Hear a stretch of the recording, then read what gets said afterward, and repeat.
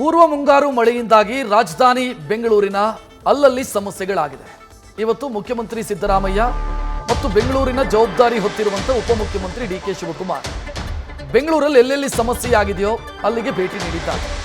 ಮಳೆಯಿಂದಾಗಿ ಹಾನಿಗೊಳಗಾಗಿರುವಂತಹ ಪ್ರದೇಶಗಳಿಗೆ ಭೇಟಿ ನೀಡಿ ಪರಿಶೀಲನೆಯನ್ನು ಮಾಡಿದ್ದಾರೆ. ಮೈಸೂರು ರಸ್ತೆಯ ಗಾಳಿ ಆಂಜನೇಯ ಸ್ವಾಮಿ ದೇವಸ್ಥಾನ, ನಾಯಂಡಹಳ್ಳಿ ಜಂಕ್ಷನ್ನು, ಸಾರಕ್ಕಿ ಜಂಕ್ಷನ್ನು, ಬನಶಂಕರಿ ಜಂಕ್ಷನ್ನು, ರಾಗಿಗುಡ್ಡ ಜಂಕ್ಷನ್ಗೆ ಸಿದ್ದರಾಮಯ್ಯ ಮತ್ತು ಡಿ.ಕೆ. ಶಿವಕುಮಾರ್ ಭೇಟಿ ನೀಡಿದ್ದಾರೆ. ಸ್ಕೈವಾಕ್ ಮೇಲೆ ನಿಂತು ರಾಜಕಾಲುವೆಯನ್ನು ಸಿಎಂ ಡಿ.ಸಿ.ಎಂ ವೀಕ್ಷಣೆ ಮಾಡಿದ್ದಾರೆ. ಸಿಎಂ ಮತ್ತು ಡಿ.ಸಿ.ಎಂಗೆ ಸಚಿವ ಭೈರತಿ ಮತ್ತು ಮಾಂಕಾಳ ವೈದ್ಯ ಸಾಥ್ ಕೊಟ್ಟಿದ್ದಾರೆ. ಇನ್ನು ಬಿಬಿಎಂಪಿ ಕಮಿಷನರ್ ತುಷಾರ್ ಗಿರಿನಾಥ್ ಈ ಬಗ್ಗೆ ಮಾಹಿತಿಯನ್ನು ಕೂಡ ನೀಡಿದ್ದಾರೆ. ಎಲ್ಲೆಲ್ಲಿ ಹಾನಿಯಾಗಿದೆ, ಯಾವ ಪ್ರಮಾಣದಲ್ಲಾಗಿದೆ, ಏನು ಕಾರಣ, ಇದೆಲ್ಲದರ ಮಾಹಿತಿಯನ್ನು ಸಿಎಂ ಮತ್ತು ಡಿ.ಸಿ.ಎಂ ಜೊತೆಗೆ ತುಷಾರ್ ಗಿರಿನಾಥ್ ಅವರು ಹಂಚಿಕೊಂಡಿದ್ದಾರೆ. ಅದಕ್ಕೆ ಸಂಬಂಧಿಸಿದಂಥ ದೃಶ್ಯವನ್ನು ನೋಡ್ತಾ ಇದೆ.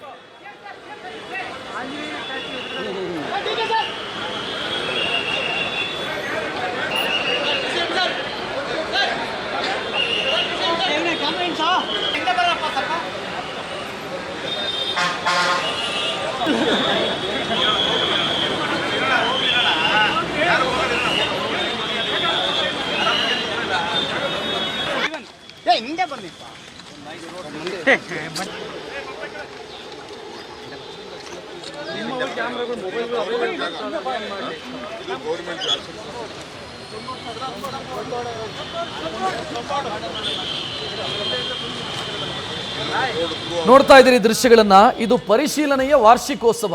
ಅಂದ್ರೆ ಪ್ರತಿ ಬಾರಿ ಇದೇ ರೀತಿ ಯಾರು ಮುಖ್ಯಮಂತ್ರಿ ಆಗಿರ್ತಾರೋ, ಯಾರು ಬೆಂಗಳೂರಿನ ಜವಾಬ್ದಾರಿಯನ್ನು ಹೊತ್ಕೊಂಡಿರ್ತಾರೋ ಅವ್ರದ್ದೊಂದು ಈ ರೀತಿ ರೌಂಡ್ಸ್ ಇರುತ್ತೆ.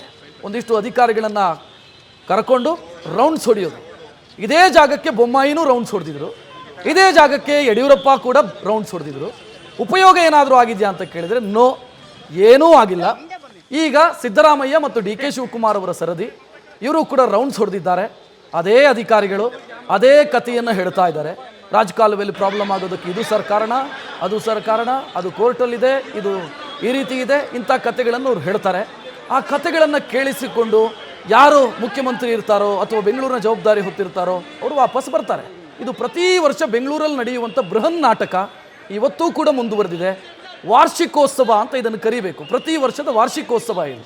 ವಾರ್ಷಿಕ ಕೈಂಕರ್ಯ, ಬರೋದು, ಭೇಟಿ ನೀಡೋದು, ಹೋಗೋದು. ಜನ ಪಡಬಾರದ ಪಾಡನ್ನು ಪಡ್ತಾನೆ ಇದ್ದಾರೆ, ಒದ್ದಾಡ್ತಾನೆ ಇದ್ದಾರೆ. ನ್ಯೂಸ್ ಫಸ್ಟ್, ನಿರ್ಭೀತಿಯಿಂದ ನಿಮ್ಮ ಪರವಾಗಿ.